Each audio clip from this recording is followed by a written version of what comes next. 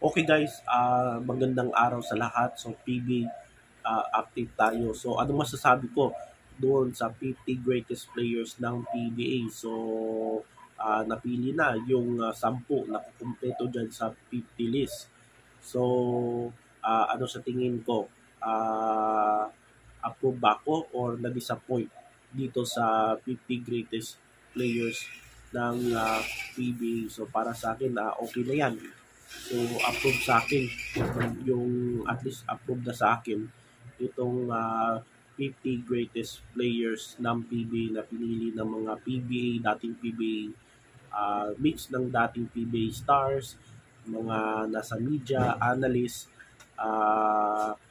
mga analyst at iba pa. So, uh, hindi ako na-disappoint doon sa pagpili kasi pinili nila yan at deserve naman nilang lahat na mapunta dyan sa listahan na yan. So, meron din mga fans na na-disappoint, lalo na yung mga nasa millennials, no? Yung mga millennials na inabutan si Eli Tenorio, si RDO, si Rani Del Dio Campo, si Chris Ross at yung mga players na naabutan nila na hindi pinili doon sa 50 greatest list. So, marami pa naman marami pa namang years na pwede silang mapili. So, pwede pa sila sa 60 greatest, 70 greatest. So, uh, wag mawalan ng pag-asa, sabi, no? Uh, Hindi pa tapos. Kasi marami pa naman at tatagal din naman itong PBA. Uh, siguro inuna nila yung mga dating player na hindi na napili nung 25 and yung 40. Kasi sa totoo lang, yung si Nelson Asaitono, mas deserve pa yan sa 25 greatest list. Kung hindi kaya sa 40 greatest list. So, ngayon lang yan napili si Nelson Asaitono, for example. Ganon din si Abby King. Dapat yan, 25 greatest list din yan. So, para sa akin, okay na yan. Yung mga listahan na yan. So, sa mga players like Eli Tenorio, Japit Aguilar, Albiot, marami pang iba. So, meron pa naman na next na batch ng greatest list. 60, 70. So, siguro inuna nila yung mga player na medyo kinalimutan na ng ibang fans na katulad ni Nelson Asaitono, ni Duades at marami pang iba. So sino-sino yung 10 na uulitin natin guys. Sino yung 10 na nasa 50 greatest list, yung 10 na kukumpleto sa 50 greatest players ng PBA. So una dyan, si John Marco Fajardo, Scotty Thompson, si Danny Sigel, Jeffrey Cariaso, Bong Hawkins, Manny Victorino, Yoyoy Villamin, Arnie Tuadles, Abby King, at Nelson Asaitono. So yan yung 10. Tama ba? Oh, okay, 10 players na magiging parte ng bagong 50 greatest players ng PBA. So, ang isa pang suggestion ko sa PBA ay sana gawaran din naman yung mga imports, no? Bigyang pansin din yung mga imports na naging parte din, nagbigay ng malaking impact dito sa PBA, pati yung mga coaches na katulad nila Tincon, nila Baby Dalupan at iba pa, no? Sana bigyan sila ng pansin, hindi lang local player, kundi yung mga import at pati yung coach kasi sila din parte din sila ng history ng PBA, yung mga imports at yung mga coaches. So at ang isa pang suggestion ko, sana ibalik din nila yung Hall of Fame kasi dati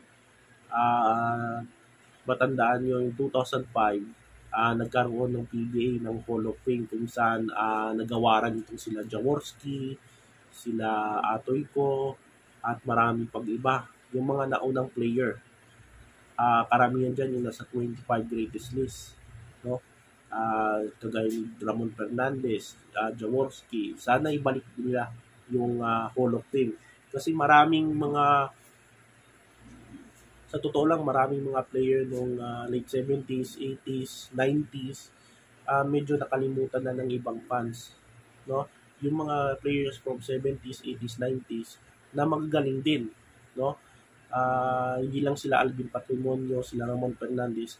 Marami din na mga galing na player na medyo makakalimutan na ng mga ibang generation. So, dapat ibalik talaga yung Hall of Fame. So, itong PBA Hall of Fame, nagsimula ito noong 2005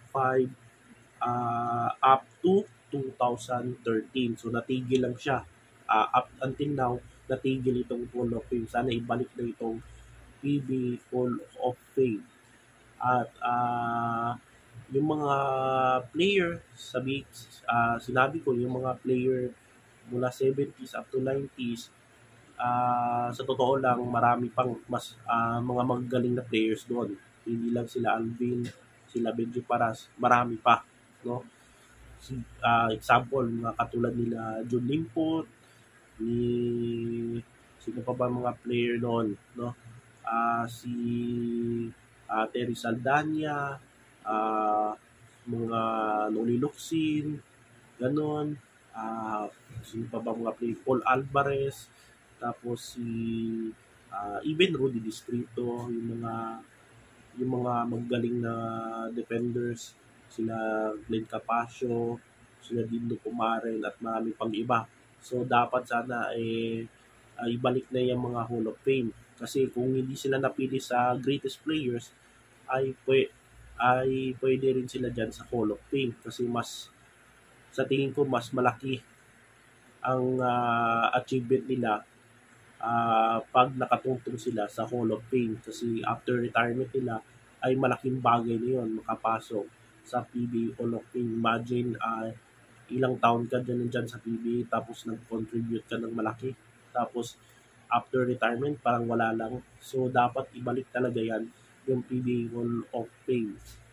Kung saan gagawaran yung mga local player, coaches, imports, magiging yung mga media, yung mga team owner, pati contributor, basta may kinalaman dyan sa PBA, no? Naging part ng PBA. Kaya sa ngayon na po, sa sinabi ni Alan kay Dick na ibalik talaga yung PBA Hall of Fame. So si kay Dick ay Hall of Famer noong 2009. So naging PBA player din siya in the late 80s up to 90s. So, lalo na yung 80s, very dominant siya from college up to pagtungtong niya ng PBA, isa sa mga greatest shooters sa PBA history. So, sabi ni Alan K. Dick, isa siya sa mga player na gustong ibalik itong Hall of Fame.